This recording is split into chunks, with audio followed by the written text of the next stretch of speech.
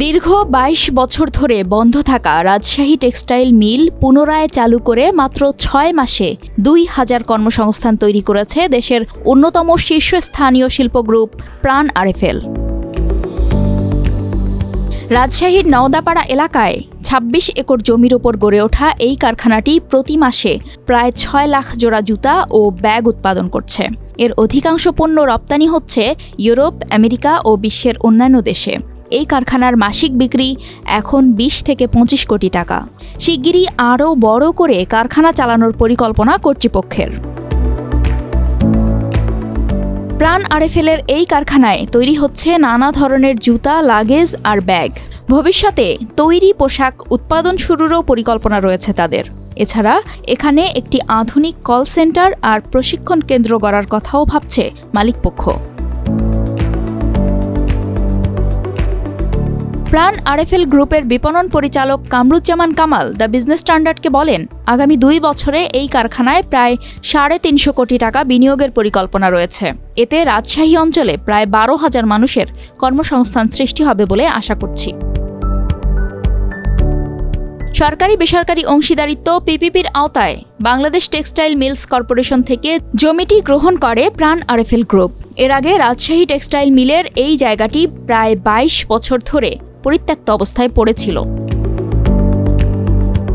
গত বছরের ডিসেম্বরে পুরনো মিলের যেটুকু অংশ টিকে ছিল সেটি সংস্কার করে কারখানা চালু করে প্রাণ আরএফএল গ্রুপ। প্রতিষ্ঠানটির পরিচালক কামরুজ্জামান কামাল বলেন, পুরনো যন্ত্রপাতিগুলোর বেশিরভাগই নষ্ট হয়ে গিয়েছিল, তাই সেগুলো বাদ দিতে হয়েছে।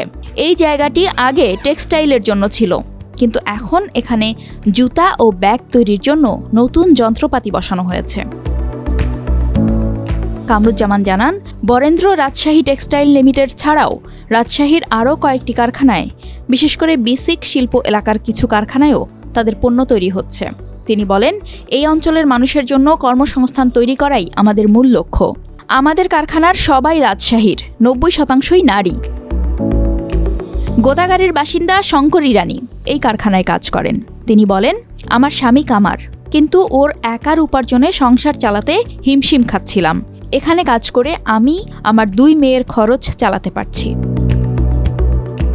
নাহেদা আক্তার নিতু ৪.৫ মাস আগে যোগ দিয়েছেন এই কারখানায়। তিনি বলেন, আমি আগে ঢাকায় কাজ করতাম, কিন্তু আমার পরিবার চাইতো আমি যেন রাজশাহীতে থাকি।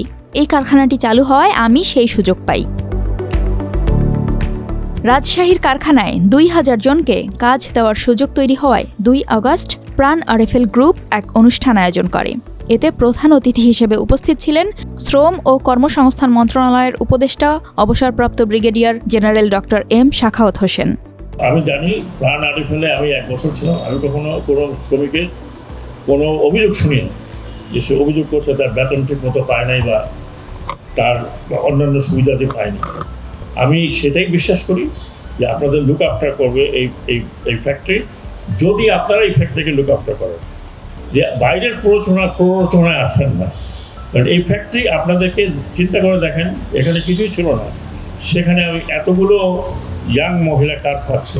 এরা যদি কাজ না পাতো তাহলে কী করতো? এখানে তো তেমন বিশাল গার্মেন্ট ফ্যাক্টরিও নেই। তো আপনারা যেই ফ্যাক্টরিগুলো এখানে হচ্ছে, একটা হয়েছে, আশা করি আরও কিছু এটা দেখা দেখি আরও হবে।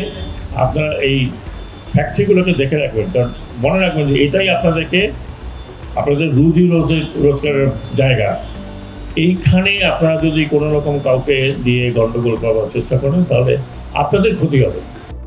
এ সময় কাজের জন্য ঢাকায় ছোটা আর প্রয়োজন হবে না বলে মন্তব্য করেন প্রাণ আরএফএল গ্রুপের চেয়ারম্যান ও সিইও আহসান খান চৌধুরী। আজকে ২,০০০ মানুষের চাকরির সন্ধান আমরা এখানে করতে পেরেছি। অলরেডি আমরা ২,০০০ মেশিন, ফিল্মে বলেছে ১,০০০, আসলে ম্যাডাম ১,০০০ কাজ করে দিনে আর ১,০০০ কাজ করে রাত্রেবেলা। আর এখানে আমাদের এত সুবিধা আছে, আমাদের রাজশাহীর মানুষ এত কর্মঠ, লেবার স্যার এখানে আছেন, রাইট? রাজশাহীর মানুষ কিন্তু কাজ চায়, রাইট? সো আমরা অত্যন্ত আনন্দিত যে আমাদের কাজ ছিল, আমরা কাজ করতে পেরেছি।